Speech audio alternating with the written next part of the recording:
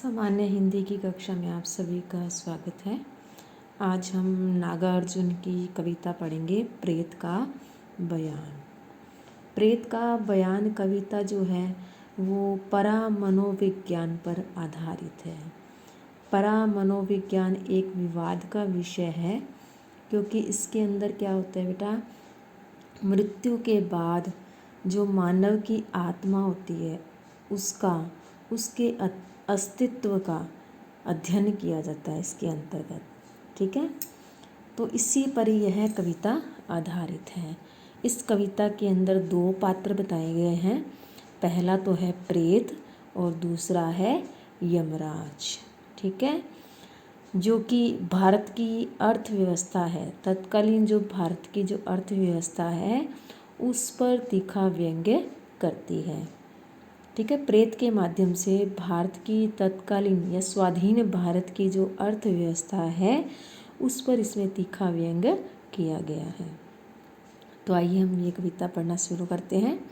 ओ रे प्रेत कड़क कर बोले नरक के मालिक यमराज, सच सच बतला कैसे मरा तू, भूख से, अकाल से, बुखार काजालार से, पैचिस बदहजमी प्लेग महामारी से, कैसे मरा तू सच सच बतला।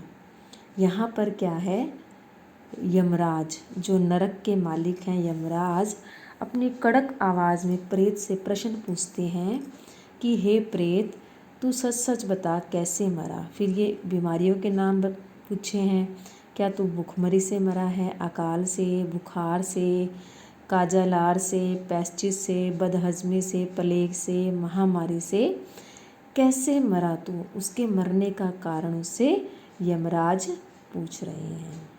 ठीक है, खड़ खड़ खड़ खड़ हड़ हड़ हड़ हड़ कांपा कुछ हांडों का मानवीय ढांचा, नचाकर लंबे चमचों सा पंजमुरा हाथ, रूखी पतली किटकिट आवाज़ में प्रेत ने जवाब दिया। यहाँ यमराज के पूछने पर कि तुम्हारी मृत्यु कैसे हुई, तो प्रेत का जो हड्डियों का ढांचा है वो खड़खड़ और हड़हड़ करता हुआ, कांपता हुआ, 5 चमचियों का जो गुच्छा होता है वो हिलता हुआ सा पतली सी आवाज़ में जवाब देता है। किटकिट पतली सी आवाज़ में उसका जवाब देता है। महाराज सच सच कहूँगा, झूठ नहीं बोलूँगा, नागरिक हैं हम स्वाधीन भारत के, पूर्णिया जिला है सूबा बिहार के सिवान पर, थाना दमदाहा, बस्ती रुपौली जाति का कायद। यहाँ पर यमराज को प्रेत अपना परिचय देते हुए कहते हैं कि मैं सच सच कहूँगा, झूठ नहीं कहूँगा, मैं स्वाधीन भारत का नागरिक हूँ। पूर्णिया जिला के जो बिहार के अंतर्गत आता है, वहाँ पर एक सिवान नाम की जगह है, वहाँ का मैं वासी हूँ। जिसको थाना कौन सा लगता है, दमदाहा थाना लगता है, और रुपौली बस्ती में वह रहता था और जाति से वह कायद था। आगे देखिए,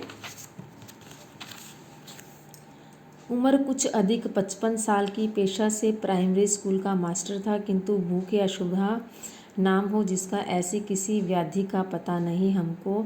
सावधान महाराज, नाम नहीं लीजिएगा हमारे समक्ष फिर कभी भूख का। आगे वह अपना परिचय बताते हुए कहता है कि जिस समय मेरी मृत्यु हुई तब मैं 55 साल का था और प्राइमरी स्कूल का मैं एक मास्टर था। भूख या अशुद्धा नाम की कोई बीमारी या व्याधि हो इसका मुझे नहीं पता।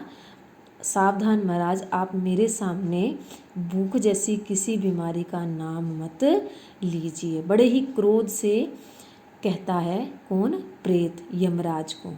ठीक है, निकल गया भाव आवेग का, तदंतर शांत स्तंभित स्वर में प्रेत बोला।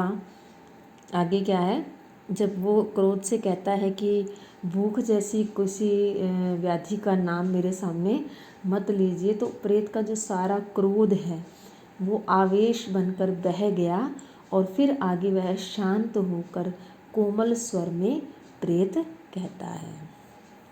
क्या कहता है, जहाँ तक मेरा अपना संबंध है सुनिए महाराज, तनिक भी पीर नहीं, दुख नहीं, दुविधा नहीं, सरलता पूर्वक निकले थे प्राण, सहन न सकी आंत जब पेचिस का हमला। कहता है कि हे महाराज, मुझे तनिक भी पीड़ा नहीं हुई मरते समय, कोई बेचैनी, कोई संशय, कोई शंका, कुछ भी नहीं था। लेकिन पेस्टिस का हमला जो है वो मेरा शरीर सहन नहीं कर पाया और उससे मेरे प्राण जो है वो निकल गए। ठीक है, आगे कवि क्या कहता है, सुनकर दहाड़ स्वाधीन भारतीय प्राइमरी स्कूल के भूखमरे स्वाभिमानी सुशिक्षित प्रेत की रह गए निरुत्तर महामहिम नरकेश्वर। जब प्रेत की यह बातें सुनी कि बड़े ही सरलता से मेरे प्राण निकल गए, तनिक भी पीड़ा नहीं हुई, पेश्चित का हमला नहीं सहन कर पाया, तो उसकी यह दहाड़ सुनकर, उसकी यह दुखमयी व्यथा रूपी दहाड़ को सुन करके, किसकी दहाड़ को सुन करके, स्वाधीन भारत का प्राइमरी स्कूल का जो अध्यापक है, जो स्वाभिमानी है, सुशिक्षित होते हुए भी क्या है, भूखमरी से मर गया। उसकी यह दशा देख करके महामहिम अर्थात नरक के जो राजा हैं, नरकेश्वर कौन, यमराज, निरुत्तर हो गए, अर्थात वे भी इसका कोई जवाब नहीं दे पाए। और यहीं पर यह कविता समाप्त हो जाती है। तो जैसा कि मैंने आपको बताया था कि इस कविता के अंदर यमराज और प्रेत के माध्यम से हमारे स्वाधीन भारत की जो अर्थव्यवस्था है उस पर इसमें तीखा व्यंग किया गया है।